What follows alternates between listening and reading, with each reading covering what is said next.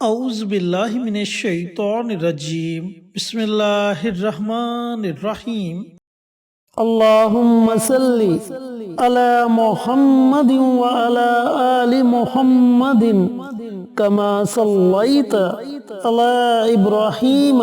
وعلی آل ابراہیم انک حمید مجید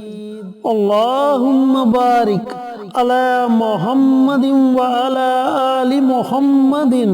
کما بارکت علی ابراہیم وعلی آل ابراہیم انک حمید مجید۔ آصف اسلامک ٹی وی کے پیارے دوستو، السلام علیکم ورحمۃ اللہ وبرکاتہ۔ دوستو، بھائیوں اور بہنوں، بیماری چھوٹی ہو یا بڑی بہت تکلیف دہ ہوتی ہے۔ اگر آپ کے گھر میں کوئی بیمار ہے، بیماری چاہے چھوٹی ہے یا بڑی، یا کوئی کسی مہلک بیماری میں مبتلا ہو چکا ہے، کسی ایسی بیماری میں مبتلا ہو چکا ہے جس کا علاج کرنے سے ڈاکٹر، حکیم، طبیب عاجز آ چکے ہیں، تو آج ہم آپ کے ساتھ ایک ایسا عمل، ایسا وظیفہ شیئر کریں گے جس کی برکت سے جسم کے ریشے ریشے سے بیماری ختم ہو جائے گی۔ اگر موت کا وقت قریب نہ ہوا تو اللہ تعالیٰ صحت اور تندرستی والی زندگی عطا فرمائے گا اور بیماری کی وجہ سے ہونے والی تکلیف جڑ سے ختم ہو جائے گی۔ چینل پر نئے آنے والے تمام دوستوں سے گزارش ہے کہ چینل کو سبسکرائب کر کے ساتھ گھنٹی کے بٹن کو دبا کر آل نوٹیفیکیشن پر کلک کر دے تاکہ میری ہر نئی آنے والی ویڈیوز کی اپڈیٹ آپ تک بر وقت پہنچتی رہے۔ جزاک اللہ۔ دوستو، بھائیوں اور بہنوں، یہ عمل، یہ وظیفہ قرآن پاک کی سب سے پہلی سورہ مبارکہ سورۃ فاتحہ اور اللہ رب العزت کے ایک صفاتی نام یا سلام کا وظیفہ ہے۔ اب سورہ فاتحہ ایسی مبارک سورت ہے جسے سورہ شفا کے نام سے بھی جانا جاتا ہے۔ دوستو، سورۃ فاتحہ کی اتنی فضیلت ہے، اس کی اتنی برکات ہیں کہ اللہ تعالیٰ نے اپنے پیغمبروں پر 4 کتابوں کو نازل کیا، جن میں سے سب سے آخری کتاب قرآن پاک ہمارے پیارے آقا سرور کائنات حضرت محمد مصطفیٰ صلی اللہ علیہ وآلہ وسلم پر نازل ہوئی، تو اللہ رب العزت نے پہلی 3 کتابوں کا نچوڑ قرآن پاک میں رکھ دیا اور پھر پورے قرآن پاک کا نچوڑ اللہ تعالیٰ نے سورۃ فاتحہ میں رکھ دیا۔ دوستو، بھائیوں اور بہنوں، سورہ فاتحہ کی کل 7 آیات ہیں، جن میں سے پہلی 3 آیات میں اللہ رب العزت کی حمد و ثنا بیان کی گئی ہے اور آخری 3 آیات میں بندے کی طرف سے اللہ تعالیٰ کے آگے دعا بیان کی گئی ہے، جبکہ درمیان والی ایک آیت جس کا آدھا حصہ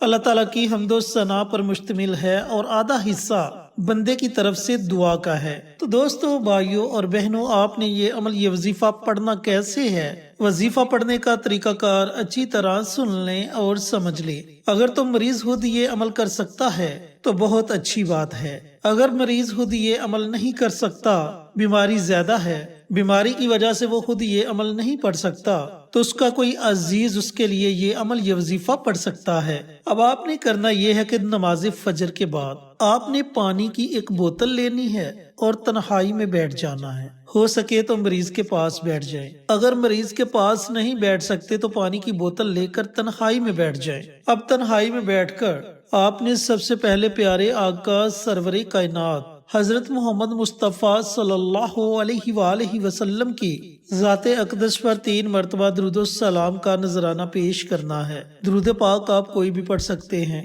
درود ابراہیمی پڑھیں یا چھوٹے سے چھوٹا درود صلی اللہ علیہ وآلہ وسلم، اس درود پاک کو پڑھ لے۔ جب آپ 3 مرتبہ درود پاک پڑھ لے تو درود پاک پڑھنے کے بعد آپ نے 7 مرتبہ سورۃ فاتحہ کی تلاوت کرنی ہے، لیکن آپ نے 7 مرتبہ بسم اللہ کے ساتھ سورۃ فاتحہ کو پڑھنا ہے۔ اب جب آپ بما بسم اللہ 7 مرتبہ سورۃ فاتحہ کی تلاوت کر لیں تو اس کے بعد اللہ تعالیٰ کا یہ صفاتی نام ہے یا سلام، اس نام کو آپ نے 100 مرتبہ پڑھنا ہے۔ جب آپ یہ دونوں عمل کر لیں، 7 مرتبہ سورۃ فاتحہ کی تلاوت کر لیں اور 100 مرتبہ اللہ تعالیٰ کا یہ صفاتی نام یا سلام، اس نام کو پڑھ لیں، تو آخر میں آپ نے پھر نبی کریم صلی اللہ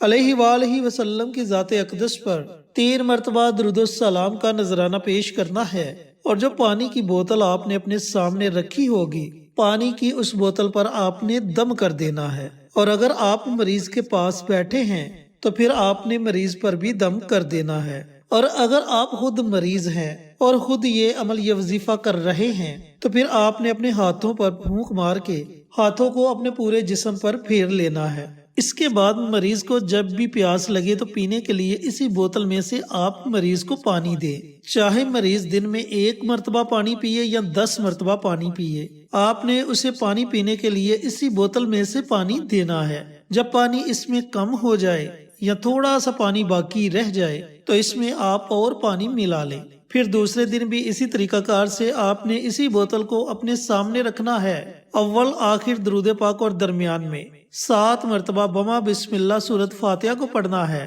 اور 100 مرتبہ اللہ تعالیٰ کا یہ صفاتی نام یا سلام اس نام کو پڑھ کر پانی پر دم کر دے۔ میرے دوستو، میرے بھائیوں، میری بہنوں، اگر تو بیماری چھوٹی ہے تو پھر آپ مسلسل اس عمل کو، اس وظیفے کو 21 دنوں تک جاری رکھیں، اور اگر کوئی مہلک بیماری ہے، بڑی بیماری ہے، تو پھر آپ اس عمل کو، اس وظیفے کو مسلسل 41 دنوں تک جاری رکھیں۔ انشاءاللہ جیسے جیسے آپ یہ عمل یہ وظیفہ پڑھتے جائیں گے، پانی پر دم کر کے آپ پانی مریض کو پلاتے جائیں گے اور اس کے ساتھ ساتھ آپ مریض پر بھی دم کرتے جائیں گے تو آہستہ آہستہ بیماری جسم سے نکلنا شروع ہو جائے گی، اور ایک دن ایسا آئے گا کہ بیماری بالکل جڑ سے ختم ہو جائے گی۔ اگر میری محترم مائیں بہنیں اس عمل کو، اس وظیفے کو پڑھنا چاہتی ہیں تو وہ اپنے خاص ایام میں بھی اس عمل کو جاری رکھ سکتی ہیں، اور اس کے ساتھ ساتھ آپ نے ایک اور چھوٹا سا کام کرنا ہے۔ آپ مریض کو جب بھی میڈیسن کھانے کے لیے دیں